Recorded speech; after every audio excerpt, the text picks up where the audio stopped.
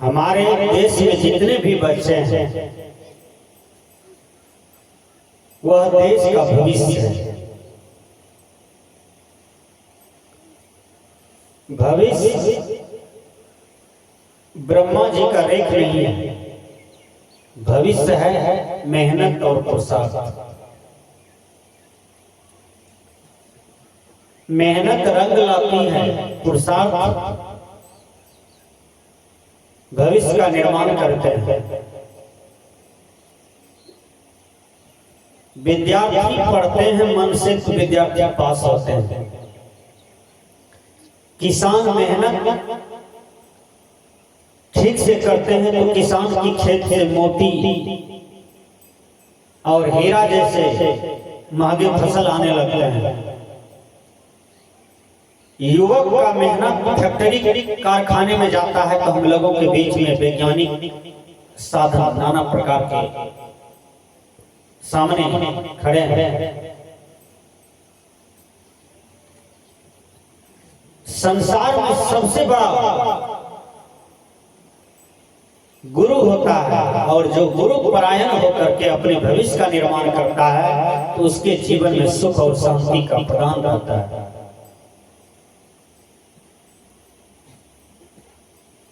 बिना गुरु का ज्ञान नहीं होता, बिना गुरु का ध्यान पूरा नहीं होता, बिना गुरु का कल्याण नहीं होता। जिस देश से हम लोगों का जन्म हुआ वह देश का नाम भारत है। भारत का मतलब भा मतलब आत्मा, रत मतलब लीन। जो आत्मलीन हो उसी को भारत कहते हैं, जो परमात्मा लीन हो उसी को भारत कहते हैं। हम लोग जो भी यहाँ पर बैठे हैं सभी हम लोग ऋषि मुनि का वंशज है, साधु संत के वंशज है। जब ऋषि मुनि के वंशज है, साधु संत के वंशज हम लोग हैं, अपना अपना गोत्र बतलाते हैं। हरा हरा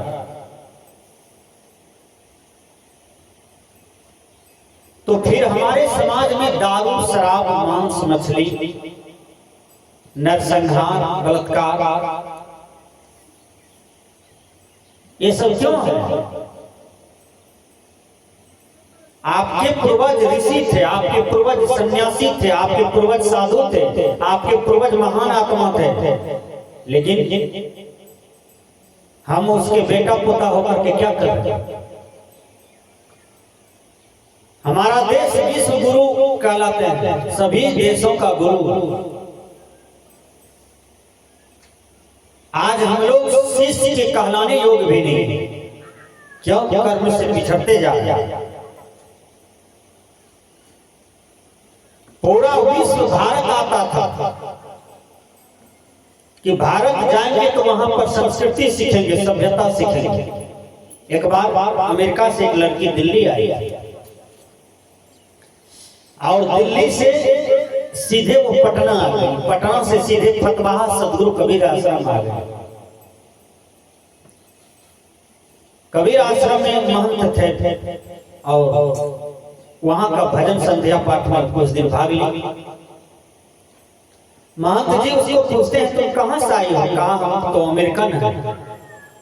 कहा तुम भारत आई हो? कहा यहाँ के लोग में साधना होता है, यहाँ के लोग संत होते हैं, यहाँ के लोग ऋषि होते हैं और हमको माता पिता जन्म दिए हैं कि बेटी भारत हम लोग का गुरु है, तुमको इसलिए पैदा किया हो कि तुम जाकर के भारत जैसे गुरु वाले देश को जाकर के सेवा कर सको। इसलिए माँ बाप ने हमको भारत भेज दिया कि तुम जाओ गुरु भूमि को सेवा करो।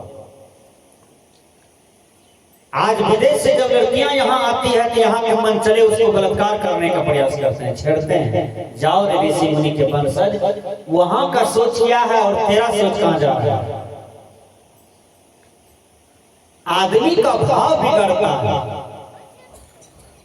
तभी उसका कर्म बिगड़ता है। यदि भाव शुद्ध होगा तो कर्म शुद्ध होगा। अपने भाव को ठीक करने के लिए मन का चिंतन सही होना चाहिए, तन से कर्म सही हो। मैंने कहा कि देश में जितने भी बच्चे हैं वो देश के भविष्य हैं, देश के अंगरक्षक हैं, देश के बहुत बड़ा हस्ती है वो बच्चा। वही बच्चा कल जाकर के राष्ट्रपति बनते हैं, वही बच्चा देश के प्रधानमंत्री बनते हैं, वही बच्चा मुख्यमंत्री बनते हैं, वही बच्चा विश्व में अपना नाम रोशन करते हैं। स्वामी विवेकानंद 39 वर्ष की अवस्था में पूरा विश्व को हिला करके दुनिया को अच्छा संदेश देकर के चले गए।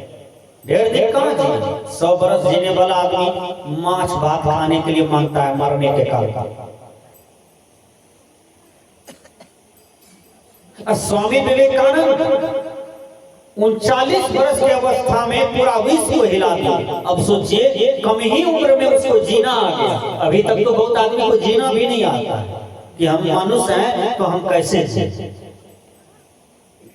हम क्या बोले, कहां बैठे कहां उठे, हमारी संस्कृति क्या है, हम मनुष्य में आए तो मेरा धर्म क्या बनता है, उसको कुछ पता नहीं है। उसको यकीन ही पता है कि मैं ब्राह्मण हूं, मैं राजपूत हूं, मैं लाला हूं, मैं यादव हूं, मैं मुखिया हूं, मैं दास हूं, मैं ततमा हूं। उसको ये जड़ता का बोध है, जड़ ज्ञान का बोध है। जो विषय विकार है छूट जाता है। मनुष्य जात पात को लेकर के चलता है। जात क्या है, कहीं कुछ नहीं। जाति का मतलब पैदा होगा। जाति संस्कृत शब्द है, जो पढ़े लिखे लोग हैं उसको पता होगा। जाति का मतलब पैदा होगा। मनुष्य से मनुष्य पैदा लिया हो, मनुष्य कहलाएगा। इंसान से इंसान पैदा लिया, इंसान कहलाएगा। जब मनुष्य का जन्म होता है तो उसके पीठ पर न हिंदू लिखा है, न तो मुसलमान लिखा है, न तो सिख लिखा है, न तो यहूदी लिखा है, न तो कबीरपंथी लिखा है, न तो रामानंदी लिखा है, न तो संत मत वाले लिखे हैं, न तो गुरु मत वाले लिखे हैं, न तो मछली मत वाले लिखे हैं। कुछ भी लिखा हुआ नहीं है। बिल्कुल सीधा साधा कोरा कागज बनकर के मनुष्य आता है।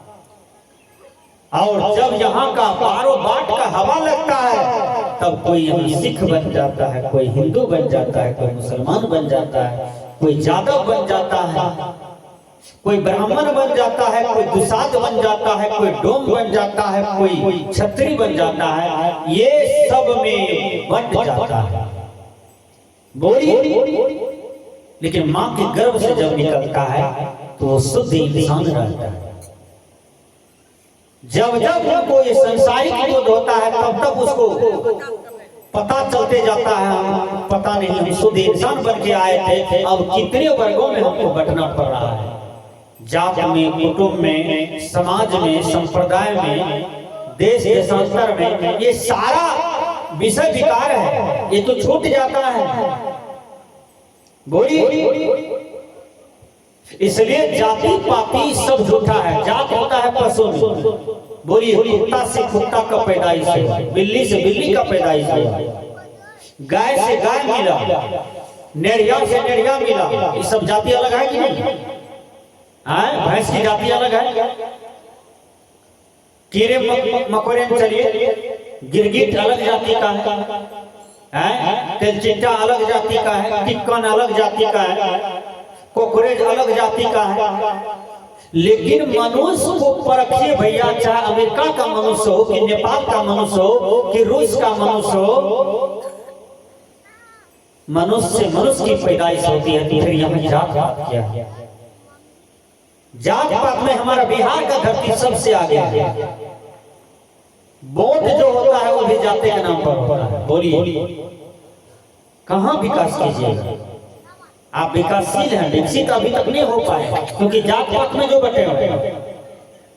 पड़ोसी 3 मंजिला बना लेता है, आप दुखी हो जाते हैं। वहां सरकार का कहना है कि देश को हम विकसित बनाएंगे, यहाँ पड़ोसी 3 मंजिला बनाया तो बगल वाले पड़ोसी दुखी हैं, रोने लगता है, काय 3 मंजिला बनाया। किसी का बेटा बेटी बीपीएससी पास करके टीचर बन गया, बगल वाले दुखी हैं, इसका बेटा बेटी मास्टर, हमार बेटा बेटी हर जोता। वो विकसित होने के लिए जा रहा है और आप विकासशील सोच रहे हैं। आपका सोच कितना छोटा है कि भाई के बच्चे को देख करके जलते हैं, पड़ोसी के सुख संपत्ति को देख करके जलते हैं। कभी देश विकसित नहीं होगा। आपका सोच विकसित होगा जिस दिन, उस दिन ये भारत देश विकसित हो जाएगा। संत कहते हैं अपना सोच को परिवर्तन करो, संत कहते हैं अपना सोच को ऊपर रखो, संत कहते हैं अपना सोच को हाईएस्ट बना के रखो। आदमी सोच छोटा कर लेता है इसलिए वो घटिया इंसान बन जाता है। आदमी जब सोच को ऊपर कर लेता है कि हम मदद करने के लिए दुनिया में आए हैं, हम दुनिया में सहयोग करने के लिए आए हैं, हम दुनिया में सेवा करने के लिए आए हैं, तो उस दिन आपको ये पता होगा कि हमको गांधी वाला काम करना चाहिए, हमको विनोबा जी वाला काम करना चाहिए, हमको भगत सिंह वाला काम करना चाहिए, हमको चंद्रशेखर आजाद वाला काम करना चाहिए, हमको डॉक्टर अंबेडकर वाला काम करना चाहिए, हमको बंदी छोड़ संत सम्राट कबीर साहब वाला काम करना चाहिए, हमको बाबा मेही वाला काम करना चाहिए, क्योंकि मैं तो सेवा करने के लिए संसार में आया। संत ज्ञान से सेवा करते हैं, सब अपना अपना सेवा कर रहे हैं। कोई कपड़ा आपको पहुंचा दिया आपके पास तक, क्या वो सेवा नहीं की? क्या किसी ने गेहूं आपके दरवाजे तक पहुंचा दिया, आप रोटी खाते हैं घी लगा करके, क्या उसका सेवा नहीं हुआ? सब सेवा कर रहे हैं और सेवा की भावना हो, सर्वे भवन्तु सुखिनः की भावना हो। हम दुख खेप ले लेकिन पड़ोसी को सुखी करें। हम एक नवयुवक हैं, हम सारी समस्या का समाधान कर सकते हैं। आज हमारे देश के युवक जो हैं वो अपना सोच को ऊपर रखें। आज किसी की जवान बेटी पढ़ने के लिए जाती है तो उसका दिल डरता है कि पता नहीं आगे कौन सी कांड हो जाए, क्योंकि कहीं कहीं बलात्कार होता है बच्चों के साथ। और देखिए कोलकाता में एक डॉक्टर है, आज से 5 महीनों पहले की घटना है, डॉक्टर मोमिता। अब वो क्लिनिक में रात्रि ड्यूटी करती है और रात्रि ड्यूटी में बैठी है, पेशेंट को ठीक ठाक कर रही है।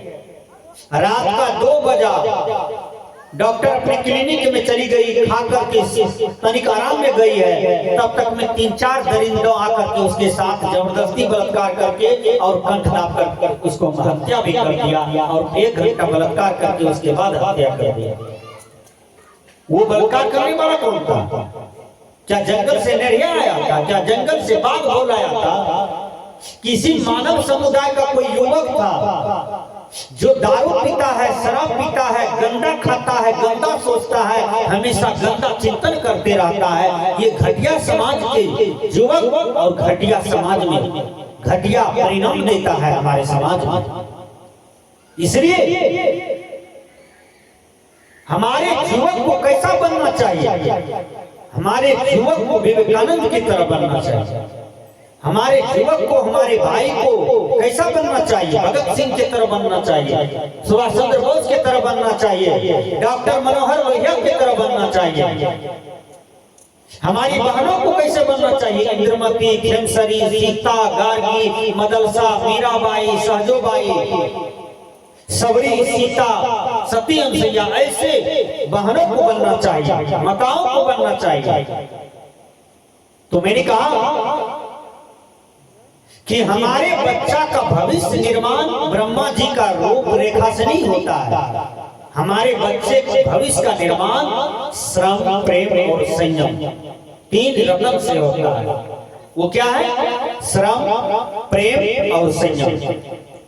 जो श्रम करते हैं वो matric first division, inter first division, graduation first division, PG first division, PhD first division, आया कंपटीशन, बैठा, वो बन गया प्रोफेसर, बन गया प्रिंसिपल। सजना, उन्होंने परिश्रम किया तो प्रिंसिपल बन गया, मास्टर बन गया, डॉक्टर बन गया।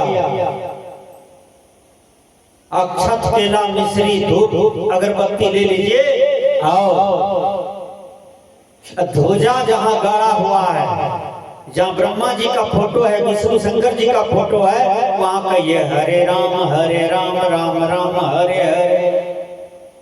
अब मैट्रिक फर्स्ट डिवीजन हो जाए, गुरु महाराज खरे खरे होगा, पढ़वे नहीं करेगा, होगा मैट्रिक फर्स्ट डिवीजन? कोई ब्रह्मा जी कह दे कि हम फर्स्ट करवा देंगे, नहीं होगा। श्रम पर विश्वास कीजिए। कबीर साहब ने कहा आपन आस कीजिए बहु तेरा, काहो न मर्म पावल हरि केरा। कबीर साहब जी कहते हैं ए साधकों, तू अपने बाहुबल का आशा करो,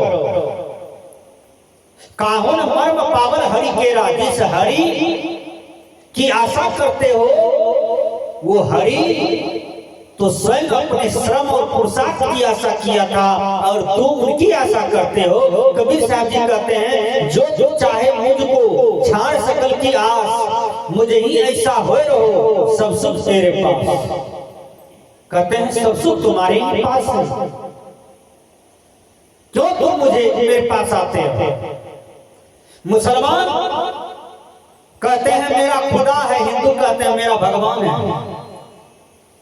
क्या मुसलमान का भगवान खुदा होता है और वो ऊपर में बैठता है?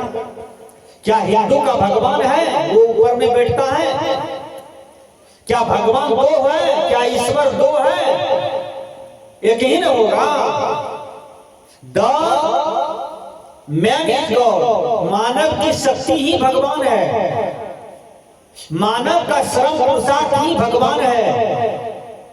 जिस भगवान ईश्वर देवी देवता की कल्पना आज तक किया जा रहा है वह तो महा झूठा है। जिस ऊपर वाले की चर्चा ऊपर में देखा जा रहा है, किसी ऊपर वाले का घर ऊपर में नहीं है, किसी देवी देवता ईश्वर खुदा गौड भगवान का घर ऊपर में नहीं है। सब कुछ यहाँ नीचे में है, सब कुछ नीचे वाले कर रहे हैं।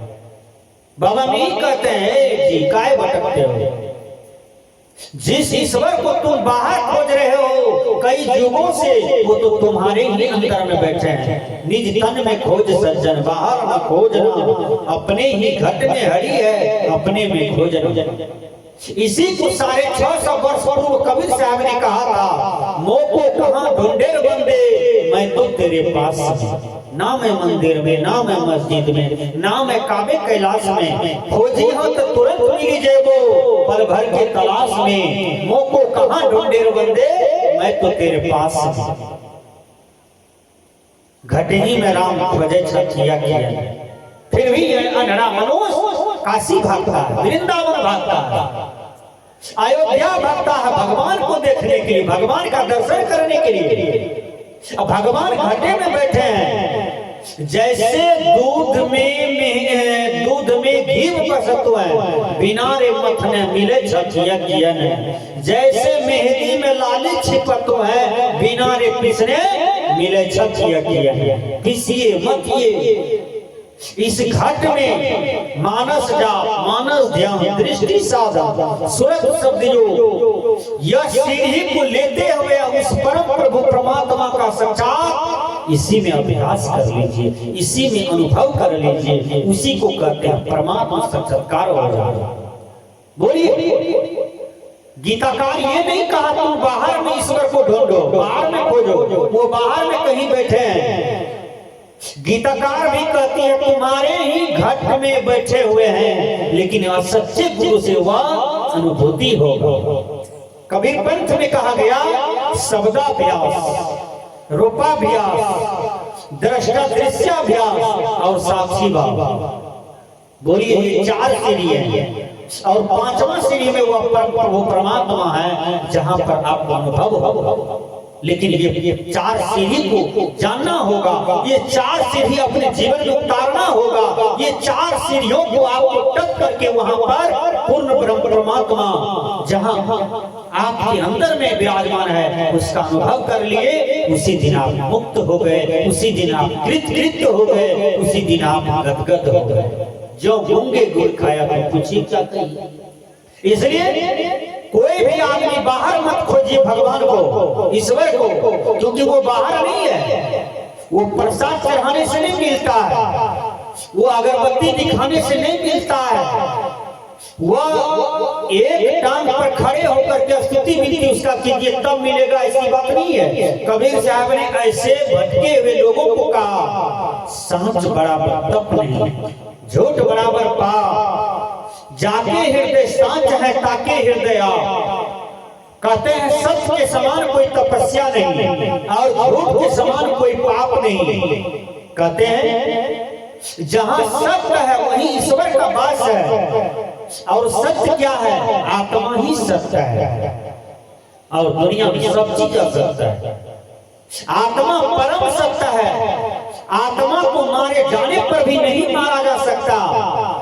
न जायते मृयते वा कदाचि नायम न भूत्वा भवितावान भूयो अजो नित्य शाश्वतो अयम पुराणे न हन्यते हन्यमाने शरीरे। हे अर्जुन, इस आत्मा को मारे जाने पर भी नहीं मारा जा सकता, क्योंकि यह अविनाशी है, यह अजय है, यह अमर है, यह अखंड है। यही आत्मा कर्म के वशीभूत होकर के कर्म की शक्ति से बार बार शरीर को धारण करता है और बार बार शरीर को त्याग कर देता है। यही आत्मा कर्म के अनुसार 84 लाख जोड़ी को धारण करता है और कर्म के अनुसार फिर इसको त्याग करके मुक्त हो जाता है। जो आत्मा मुक्त हो गया वही आत्मा परम प्रभु हो जाता है, वही आत्मा परमेश्वर हो जाता है, वही आत्मा परम ब्रह्म हो जाता है। वो आत्मा का फिर जन्म मरण नहीं होता है। वो आत्मा फिर इस दुनिया में क्यों आएगा? क्योंकि ये तो नश्वर है, ये तो विनाशी है, ये तो परदेश है, यहाँ सब कुछ छूटने वाला है। बोलिए, इस धरती पर कितनों बड़ा धनवान आदमी क्यों न हो, क्या वह कभी नहीं मरता? वो मरता है, एक दिन मर जाएगा, उसका भी मकान छूट जाएगा, पैसा छूट जाएगा, जमीन छूट जाएगा, बाल बच्चे छूट जाएंगे, और वो अकेले बांस बारी में, आम बारी में जल करके एक मुट्ठी का राख हो जाएगा पूरा शरीर। फिर उसके साथ में क्या है? कहीं कुछ नहीं। इस माया को बटोरने में ये संसार के जीव लगे रहे हैं। हमेशा टका चाहिए, पैसा चाहिए, है पैसा, है टका, है सांसारिक सुख। जिस सुख को बुद्ध ने एक झटके में त्याग कर दिया, ध्यान से सुनिए, बुद्ध ने क्यों त्याग किया, कैसे त्याग किया? बुद्ध को कैसे ज्ञान प्राप्त हुआ? बुद्ध की पत्नी देखने में सुंदर नहीं थी, बुद्ध की पत्नी तो इतना सुंदर थी कि वो तो महारानी थी, और उतनी गोरी चमड़ी, उतना सुंदर बुद्ध की पत्नी। एक बेटा भी था, चारों तरफ बुद्ध का जमीन भवन, चारों तरफ बुद्ध के लिए खजाना था, लेकिन बुद्ध ने एक झटके में सबको त्याग कर दिया। क्यों? केवल 3 चीज से ज्ञान हुआ। एक रोगी को देखा, एक बूढ़ा को देखा, और एक लाश को देखा, मुर्दा को देखा। 3 चीज पर बुद्ध विचार करते हैं कि आदमी मर जाता है, आदमी बूढ़ा हो जाता है, आदमी रोगी हो जाता है। इसी 3 चीज का समाधान बहुत खोजा राजभवन में, लेकिन नहीं मिला किसी के पास उत्तर। बुद्ध ने कहा राजभवन का त्याग करने में फायदा है, आगे हो सकता है समाधान हो। इंग्लिश के विद्वान कहते हैं there are tragedies in every man's life. उत्तर में आया impossible is a word to be found in the dictionary of fools. प्रत्येक मनुष्य के जीवन में समस्या, प्रश्न आता है, लेकिन समाधान उसका कहीं न कहीं है। और जो कहते हैं प्रश्न का उत्तर नहीं है, हम दे नहीं सकेंगे, वो तो कायर है, वो तो डरपोक है। आज हम लोग अमन चैन से रात में खाए सो गए, नींद किसने दिया? कभी विचार किए हैं आप? आपको नींद क्यों आया? भर रात कैसे कंबल ओढ़ करके गर्मा के सो गए? वो देन किसका है? वो देन है हमारे फौजी भाई, जो पूरा देश के बॉर्डर पर खड़े हैं दुश्मनों से लड़ने के लिए। अब कहीं दुश्मन ढूक जाएगा देश में, तो आप महल में भी हैं तो आपको बारूद से उड़ा दिया जाएगा। क्या उस दुश्मन से गोली खाने वाले कौन हैं? हमारे देश के वीर जवान, कमांडो भाई हैं, फौजी भाई हैं। उस फौजी भाई को सलाम कीजिए जो आपको नींद दे रहा है, आपको देश के अंदर में सुख शांति दे रहा है, वो फौजी भाई को सलाम कीजिए, प्रणाम कीजिए, नमन कीजिए, जो अपने सीने पर गोली खाता है और आपको सुख शांति देता है। जाइए बॉर्डर में देखिए कितना युवक मारा गया है, पाकिस्तानियों की गोली से, चाइनीज वालों को गोली से, बांग्लादेश वालों की गोली से, कितने बेटा शहीद हो गया, कितने मसूमात हो गया है। और हम लोग यहाँ अमन चैन खाते पीते सोते उठते बैठते हैं, वही फौजी भाई की कृपा से। इसलिए लाल बहादुर शास्त्री ने कहा था, जय जवान जय किसान। अटल बिहारी वाजपेयी ने कहा, जय जवान जय किसान जय विज्ञान जय भगवान। बताइए, ये महापुरुषों की वाणी है, और महापुरुषों का जो वाणी है उसमें आपका प्रेरणा छिपा हुआ। मैंने कहा कि बच्चा देश का भविष्य है। यदि हमारे जीवन में बच्चा है, हमारे यहाँ बच्चा है, तो हर आदमी अपने बच्चे को पढ़ाइए, 1 से लेकर के MA PhD तक का शिक्षा दीजिए, कंप्यूटर वाला शिक्षा दीजिए, अलग कोर्स वाला शिक्षा दीजिए, ताकि आपका बच्चा DM बने, SP बने, मास्टर डॉक्टर बने, एक अच्छा संत बने, एक अच्छा महात्मा बने, एक अच्छा चिकित्सक बने, एक अच्छा राष्ट्रपति, प्रधानमंत्री, मुख्यमंत्री, मुखिया जी, सरपंच जी, समिति जी बने, ताकि समाज का सेवा कर सके। विचार कीजिए। मैंने कहा कि बच्चे का भविष्य का निर्माण माता पिता करते हैं। बच्चे का भविष्य का निर्माण उनका श्रम और पुरुषार्थ से होता है। इंग्लिश के विद्वान ने कहा, man is the capital of his fate master of his luck and boulders of destiny. मनुष्य अपने भाग का निर्माण करता विधाता एवं स्वामी स्वयं है, और कोई नहीं। इसलिए जैसा पुरुषार्थ वैसा फल आपके सामने में आ जाता है। सजना, एक बच्चा था और वह बच्चा पढ़ने जाता है स्कूल में।